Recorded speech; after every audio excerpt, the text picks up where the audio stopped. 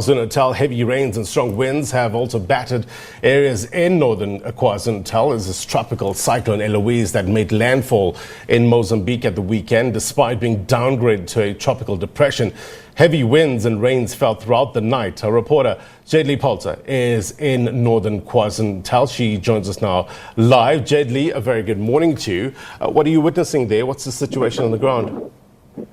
Well, a very good morning to you, Blaine, and to the viewers as well. We're coming from Jayed-Leigh. We've been situated here for the better part of this morning. We're traveling throughout the northern part of KwaZulu-Natal, which five districts were heavily hit. That being Mkhanyakude, Jayed-Leigh, Hlabisa.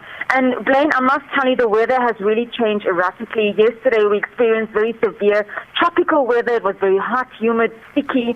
And then we also had erratic rain and disruptive rain throughout the afternoon. This morning, when we woke up, there was heavy rainfall throughout the night. 100 millimeters fell. There's also very strong winds that we've been experiencing. When we were in one of the locations earlier on, we couldn't get any network at all. There's also flooding that's taking place here in Jayed-Leigh. So we had to actually move out of the area in order to get network and to do this crossing. But there's a lot of flooding here in Jayed-Leigh. People have been also urged to stay away from rivers and streams. The farmers have moved their cattle away as well. And this is all due to not only the tropical depression that we're experiencing from that, Eloise depression, but also KwaZulu-Natal is also experiencing a cold front, so the temperatures have really plummeted. Now, last night I also spoke to the weather forecaster, Lulama Ntembe, and he said to me that he's experiencing both that weather fronts from tropical depression Eloise, as well as a cold front is moving from the south.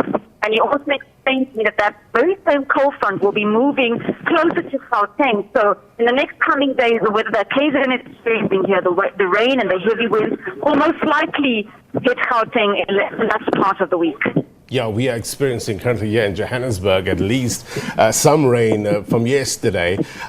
Just talk to us, Jayed-Leigh, with regards to your conversation with the Weather Service in terms of the route that Eloise is taking currently.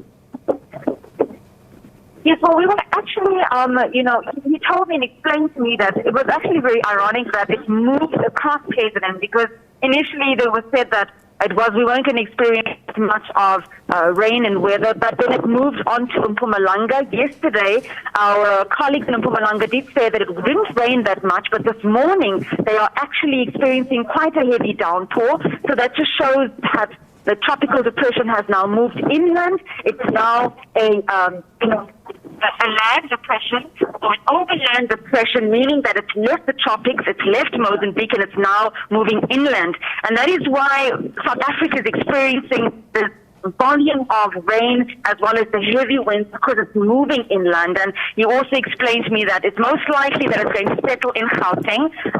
Gauteng will experience some rain as well as the wind. But here in KZN today, in the northern part, very strong winds, rain, very erratic and disruptive rains, and there should and possibly be a lot of flooding in those low-lying areas. So Kafta has been on the ground. Disaster management has also been in place as a hotspot, like I said to you, here in Jayed-Leigh, as well as Mkhanyakude, Hlabisa, and just making sure that those people that are close to rivers are also urged to stay away from those low-lying areas, and if those people are residing in a low-lying area, to be moved and evacuated immediately. Where will they be evacuated to, Jayed-Leigh? Have, say, for instance, community halls been set up to accommodate people? Blaine, I just lost you there for a moment. Can you just repeat the question? I just wanted to know, in terms of what the disaster management teams are telling you about if people need to be evacuated, where do they go to? Have community halls, for instance, been set up to take in or accommodate people? Well, disaster management is on high alert, so that they have said that there are places that people will be moved to. Obviously, with COVID-19, Blaine, we know that people cannot be crammed in a small vicinity, so there are hotspots that they are monitoring, and should people be evacuated from those areas, they will be taken to various places, monitored as well, and adhering to the regulations, because they're saying that what they don't want is a whole lot of people in one small vicinity that could possibly also contribute to the spread of coronavirus. Yeah. All right, Jayed-Leigh, keep an eye on things. We'll try to get back to you as soon as we can to get further developments there. Jayed-Leigh Paulse live for us in northern KwaZulu-Natal. In other news, tributes continue to pour in for legendary jazz